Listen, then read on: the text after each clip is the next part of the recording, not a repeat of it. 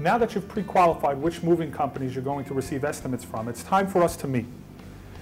When we meet, we're going to do and conduct a full office survey and take a full inventory of what's going to be moving to the new facility. We're going to ask questions like, are you taking all of your furniture? Do you need any packing help? Are you packing all of your files or just personal contents? We're going to ask questions like when you're moving, what the timing of the move is going to be. Is it going to be during business hours or being done on overtime hours? We're going to ask these questions, and we're going to be very detailed about it, because the more detail we ask up front, the more detailed we can be in our estimate. The other thing that's very important is to do and conduct a full building survey. All of these questions, the building survey, which will include asking questions to the building management, such as what elevator restriction times they have, when are we allowed to move in or out of the buildings, and we do this on both ends. We take the building survey at origin, and we take a building survey at destination. These questions and surveys that we complete are what's going to help us complete a detailed and itemized proposal. Okay, so we did our full office survey. We took an inventory of your furniture, contents, and electronics that are moving. We did a full needs assessment for your move.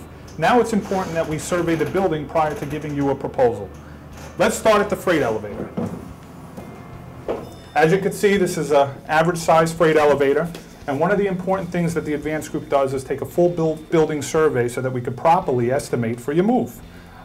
This freight elevator, typical size, can hold maybe 1 to 2 dolly loads of furniture or computer equipment. And very important that we take the proper notes. We come off the freight. The next important thing for us to notice is how long is the push going to be from the freight elevator to the loading dock. The reason this is important is because this will determine how many movers are required to basically be an assembly line down here in the freight elevator area. So we come off the freight. As you can see, we have a very long corridor before we even get to the dock. And we're going to walk this way, and basically we're going to determine how many feet or how long the push is going to be to get to the loading area.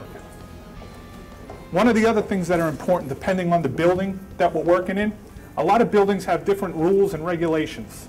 Okay, at Advance, it's very important that we have and continue our good relationships with the building management. So one of the things we do is we want to fully protect all areas and corridors that we're working in. So what we would do in an area like this is perhaps put masonite down on the floor, padded Coreflex up on the walls. The last thing we want is a building manager to come back to us and say that we did damage to their building, or worse, come to you as the tenant. So we take pride in what we do in terms of protecting the building. And as you can see, we're still walking. So this is a pretty long push here. Now we make the turn again. Say hello to some building employees. How you doing? How you doing? And as you can see, we're still walking. So this is the trip that your furniture, your computers, your contents, your files have to make from the time they come off the elevator before they even get near the truck. And what will be filled in this corridor are movers. Now this crew down here is separate from the crew that'll be working up on your floor. That'll be pad wrapping and basically getting things ready to go. So here we are at the loading dock. One of the things I need to survey is I need to determine what type of traffic is going to be occurring when we're moving you in or out of this building. The other thing we need to take notice of is how many trucks we can physically load or unload at a given time. As you can see in this loading area, we're dealing with other vendors coming in, moving things in and out of the building. That's definitely going to determine how many trucks we can pull up to the dock. Some of the other things we need to take consideration of is the dock height. Does this line up exactly with our trucks, or are we going to need plates or ramps and things of that nature to get things on and off the truck? So now you've seen the long push, you've seen the dock, you've seen the elevator. Now it's my job to determine how many movers I'm going to need just in this lower level of this building to get things to the elevator to hand off to the movers up on your floor.